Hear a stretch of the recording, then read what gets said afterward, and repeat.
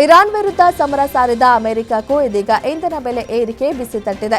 ವಿಶ್ವದ ಅತಿದೊಡ್ಡ ತೈಲೋತ್ಪನ್ನ ರಾಷ್ಟ್ರಗಳಲ್ಲಿ ಒಂದಾಗಿರುವ ಅಮೆರಿಕದಲ್ಲಿಯೂ ಗ್ಯಾಸೋಲಿನ್ ದರ ಪ್ರತಿ ಗ್ಯಾಲನ್ಗೆ $4.02ಗೆ ಏರಿಕೆಯಾಗಿದೆ. ಇದು ಕಳೆದ 4 ವರ್ಷಗಳಲ್ಲಿ ಗ್ಯಾಸೋಲಿನ್ನ ಗರಿಷ್ಠ ಮೊತ್ತವಾಗಿದೆ. ಮಾಪನದಲ್ಲಿ 3.78 ಲೀಟರ್ಗೆ 1 ಗ್ಯಾಲನ್ ಎಂದು ಹೇಳಲಾಗುತ್ತದೆ. ಯುದ್ಧ ಆರಂಭಕ್ಕೂ ಮುನ್ನ ಪ್ರತಿ ಗ್ಯಾಲನ್ಗೆ $3 ಇದ್ದಿದ್ದು 1 ತಿಂಗಳ ಅವಧಿಯಲ್ಲಿ $4.02 ದಾಟಿದೆ.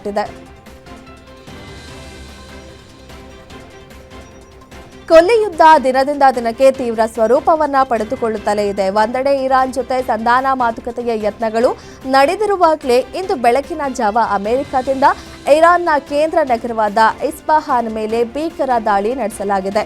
ಇನ್ನು ಟೆಹರಾನ್ ಪರ್ಷಿಯನ್ ಗಲ್ಫ್ನಲ್ಲಿ ಸಂಪೂರ್ಣವಾಗಿ ಇಂಧನ ತುಂಬಿಕೊಂಡಿದ್ದ ಕುವೈತ್ ತೈಲ ಟ್ಯಾಂಕರ್ ಮೇಲೆ ದಾಳಿ ನಡೆದಿದೆ.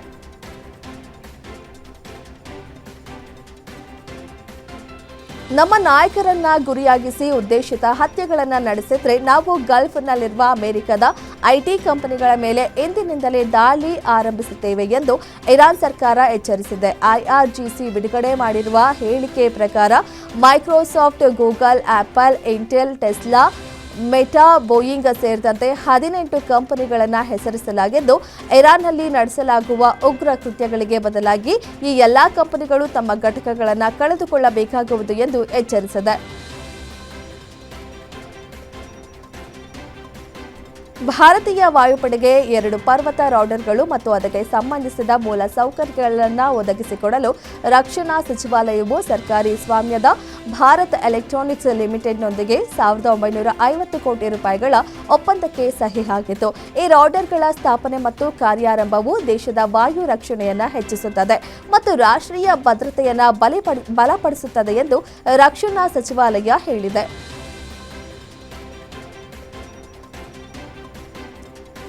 ಪಶ್ಚಿಮ ಏಷ್ಯಾದಲ್ಲಿ ಹೆಚ್ಚುತ್ತಿರುವ ಉದ್ವಿಗ್ನತೆ ನಡುವೆ ಇರಾನ್ನಿಂದ ಸ್ಥಳಾಂತರವಾದ ಭಾರತೀಯ ನಾಗರಿಕರನ್ನ ಸುರಕ್ಷಿತವಾಗಿ ಬೇರೆಡೆಗೆ ತೆರಳಲು ಅನುಕೂಲ ಮಾಡಿಕೊಟ್ಟಿದ್ದಕ್ಕಾಗಿ ಅಜರ್ಬೈಜಾನ್ಗೆ ಭಾರತ ಸರ್ಕಾರ ಕೃತಜ್ಞತೆ ಸಲ್ಲಿಸಿದೆ.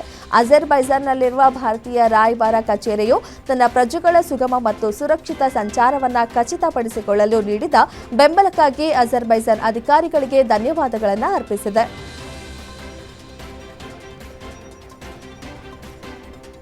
ಇರಾನ್ನ ಮಶಾದ್ ವಿಮಾನ ನಿಲ್ದಾಣದ ಮೇಲೆ ಅಮೆರಿಕ ನಡೆಸಿದ ವಾಯು ದಾಳಿಯಿಂದ ಭಾರತಕ್ಕೆ ತೆರಳಬೇಕಿದ್ದ ಮಹಾನ್ ಏರ್ ವಿಮಾನ ತೀವ್ರ ಹಾನಿಗೆ ಒಳಗಾಗಿದೆ ಎಂದು ಇರಾನಿನ ಅಧಿಕಾರಿಗಳು ತಿಳಿಸಿದ್ದಾರೆ. ಇರಾನ್ ಇದನ್ನು ಅಮೆರಿಕದ ಯುದ್ಧಾಪರಾಧ ಎಂದು ಕರೆದಿದೆ. ಅಮೆರಿಕ ದಾಳಿಯಿಂದ ಮಾನವೀಯ ನೆರವು ಸಂಗ್ರಹಿಸಲು ಭಾರತಕ್ಕೆ ತೆರಳಲು ಕಾರ್ಯಾಚರಣೆಗೆ ಅಡ್ಡಿಯಾಗಿದೆ.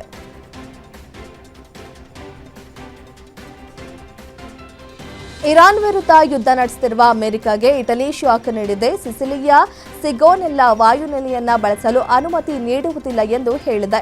ತನ್ನ ಬಾಂಬರ್ ವಿಮಾನಗಳು ಸಿಸಿಲಿಗೆ ಹೋಗುವ ಮಾರ್ಗದಲ್ಲಿದ್ದಾಗ ಅಮೆರಿಕ ಲ್ಯಾಂಡಿಂಗ್ಗೆ ಅನುಮತಿ ಕೋರಿತು. ನಿರಾಕರಣೆಗೆ ಯಾವುದೇ ಕಾರಣವನ್ನ ನೀಡದಿದ್ದರೂ ಅಮೆರಿಕವು ಪ್ರಧಾನಿ ಜಾರ್ಜಿಯಾ ಮೆಲೋನಿ ಸರ್ಕಾರವನ್ನ ಮುಂಚಿತವಾಗಿ ಸಂಪರ್ಕಿಸಿಲ್ಲ ಎಂದು ಅಧಿಕಾರಿಗಳು ತಿಳಿಸಿದ್ದಾರೆ. ಅಮೆರಿಕ, ಇಸ್ರೇಲ್, ಇರಾನ್ ವಿರುದ್ಧ ತನ್ನ ಪ್ರತಿಕಾರ ಮುಂದುವರೆಸಿವೆ. ಇರಾನ್ನ ಇಸ್ಫಹಾನ್ ನಗರದಲ್ಲಿರುವ ಮಿಲಿಟರಿ ಕೇಂದ್ರದ ಮೇಲೆ ಅಮೆರಿಕ ಸುಮಾರು 907 ಕೆಜಿ ಬಂಕರ್ ಬಸ್ಟರ್ ಬಾಂಬ್ಗಳಿಂದ ದಾಳಿ ನಡೆಸಿದೆ. ಈ ಸ್ಫೋಟದ ವಿಡಿಯೋವೊಂದನ್ನು ಅಮೆರಿಕ ಅಧ್ಯಕ್ಷ ಡೊನಾಲ್ಡ್ ಟ್ರಂಪ್ ಹಂಚಿಕೊಂಡಿದ್ದಾರೆ.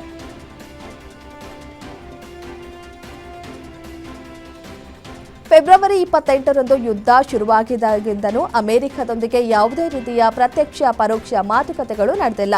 ಪಾಕಿಸ್ತಾನ ಮಧ್ಯಸ್ಥಿಕೆಯಲ್ಲಿ ಅಮೆರಿಕದ ಮನವಿಯನ್ನಷ್ಟೇ ಸ್ವೀಕರಿಸಿದ್ದೇವೆ ಎಂದು ಇರಾನ್ ಹೇಳಿದೆ. ಈ ಮೂಲಕ ಮಾತುಕತೆ ಚೆನ್ನಾಗಿ ನಡೆಯುತ್ತಿದೆ. ಅಮೆರಿಕದ 15 ಅಂಶಗಳ ಪ್ರಸ್ತಾವನೆಯನ್ನ ಇರಾನ್ ಒಪ್ಪಿಕೊಂಡಿದೆ ಎನ್ನುವ ಅಮೆರಿಕ ಅಧ್ಯಕ್ಷ ಡೊನಾಲ್ಡ್ ಟ್ರಂಪ್ ಅವರ ಹೇಳಿಕೆಯನ್ನ ತಿರಸ್ಕರಿಸಿದೆ. ಹಾರ್ಮೋಜ್ ಜಲಸಂಧಿಯಲ್ಲಿ ಸುಂಕ ಸಂಗ್ರಹಿಸುವ ಹೊಸ ಯೋಜನೆಗೆ ಇರಾನ್ ಸಂಸತ್ತಿನ ಭದ್ರತಾ ಸಮಿತಿಯು ಅನುಮೋದನೆ ನೀಡಿದೆ. ಇದು ಕೇವಲ ದೇಶಗಳ ಹಡಗುಗಳ ಮೇಲೆ ಸುಂಕ, ಇನ್ನು ಕೆಲವು ದೇಶಗಳ ಹಡಗುಗಳ ಮೇಲೆ ನಿರ್ಬಂಧವನ್ನು ಹೇರಲು ಅವಕಾಶ ಮಾಡಿಕೊಡುತ್ತದೆ ಎಂದು ಇರಾನ್ನ ಸರ್ಕಾರಿ ಮಾಧ್ಯಮ ವರದಿ ಮಾಡಿದೆ.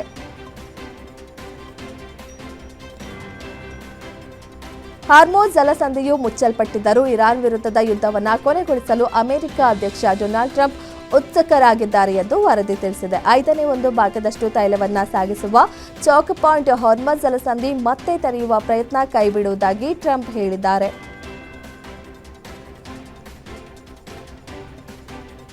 ಪಶ್ಚಿಮ ಏಷ್ಯಾದಲ್ಲಿ ಯುದ್ಧದ ಭೀಕರತೆ ತಗ್ಗುವ ಲಕ್ಷಣಗಳು ಕಾಣಿಸ್ತಿಲ್ಲ.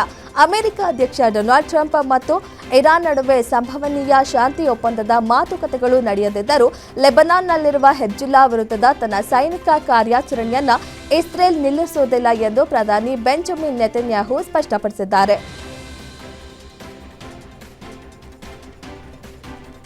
ಸೌದಿ ಅರೇಬಿಯಾದಲ್ಲಿರುವ ಅಮೆರಿಕದ ಮಿಲಿಟರಿ ನೆಲೆಗಳ ಮೇಲೆ ಇರಾನ್ ದಾಳಿ ನಡೆಸಿದ ಪ್ರಕರಣಕ್ಕೆ ಸಂಬಂಧಿಸಿ ಉಕ್ರೇನ್ ಅಧ್ಯಕ್ಷ ವೊಲೊಡಿಮಿರ್ ಝೆಲೆನ್ಸ್ಕಿ ರಷ್ಯಾ ಮೇಲೆ ಗಂಭೀರ ಆರೋಪ ಮಾಡಿದ್ದಾರೆ.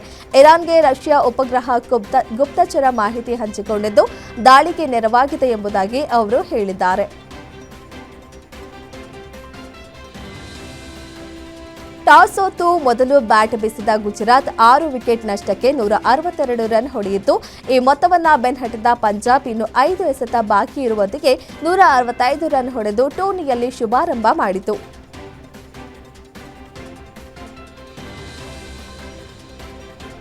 ಈ ಬಾರಿ ಐಪಿಎಲ್ನಲ್ಲಿ ಶುಭಾರಂಭಕ್ಕೆ ಕಾಯ್ದಿರುವ ಡೆಲ್ಲಿ ಕ್ಯಾಪಿಟಲ್ಸ್ ಹಾಗೂ ಲಕ್ನೋ ಸೂಪರ್ ಜೈಂಟ್ಸ್ ಇಂದು ಪರಸ್ಪರ ಮುಖಾಮುಖಿಯಾಗಲಿವೆ.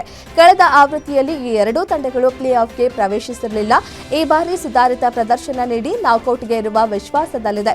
ಡೆಲ್ಲಿ ತಂಡದಲ್ಲಿರುವ ಕೆಎಲ್ ರಾಹುಲ್ ಮೇಲೆ ಈ ಬಾರಿ ಹೆಚ್ಚಿನ ನಿರೀಕ್ಷೆ ಇಡಲಾಗಿದ್ದು ಮೊದಲ ಪಂದ್ಯದಲ್ಲಿ ಅಬ್ಬರಿಸುವ ಕಾತುರದಲ್ಲಿದ್ದಾರೆ.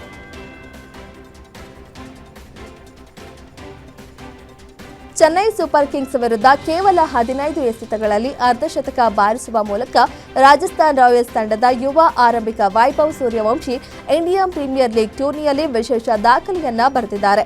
ಐಪಿಎಲ್ ಟೂರ್ನಿಯ ಇತಿಹಾಸದಲ್ಲಿ 3ನೇ ವೇಗದ ಅರ್ಧಶತಕವನ್ನು ಬಾರಿಸಿದ ಬ್ಯಾಟರ್ ಎನಿಸಿಕೊಂಡಿದ್ದಾರೆ.